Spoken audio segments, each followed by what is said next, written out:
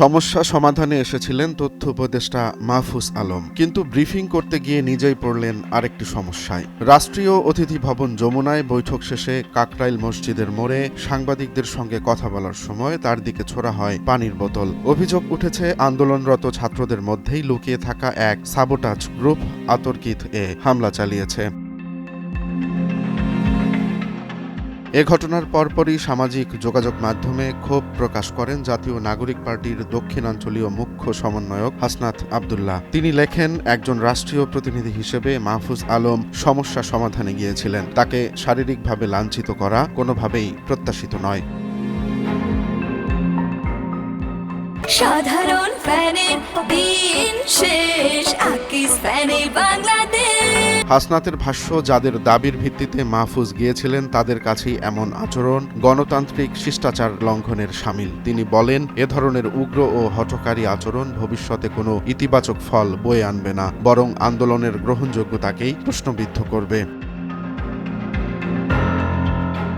তবে এখানেই থেমে থাকেননি হাসনাত। তিনি আঙুল তুলেছেন অন্তর্বর্তী সরকারের দিকেও। লিখেছেন, সকল জনদাবির সম্মুখে ছাত্র উপদেষ্টাদের ঠেলে দিয়ে সংশ্লিষ্ট মন্ত্রণালয়ের উপদেষ্টারা নিজেদের দায়িত্ব এড়িয়ে যেতে চাইছে এবং এই রকম এড়িয়ে যাওয়ার প্রবণতা স্পষ্টতই প্রতিনিয়ত বাড়ছে। আসলে ঘটনার শুরুটা হয় দুপুরে, যখন জগন্নাথ বিশ্ববিদ্যালয়ের শিক্ষক শিক্ষার্থীরা নানা দাবিতে উপস্থিত হন প্রধান উপদেষ্টার বাসভবন যমুনায়। তাদের দাবি আবাসনের ভাতা ৭০% করা, দ্বিতীয় ক্যাম্পাসের কাজ ত্বরান্বিত করা এবং বাজেট বরাদ্দ না কমানো। পরে রাতে বিশ্ববিদ্যালয় প্রশাসনের সঙ্গে আলোচনার পর ছাত্রদের সামনে ব্রিফিং করতে যান উপদেষ্টা মাহফুজ। সেখানেই ঘটে অনাকাঙ্ক্ষিত এই ঘটনা। যদিও মাহফুজ বলেন, দাবিগুলোর যৌক্তিকতা আছে কিনা তা বিবেচনায় আনবে শিক্ষা মন্ত্রণালয়। পাশাপাশি বাজেটে এই সমস্যার সমাধান খোঁজা হবে।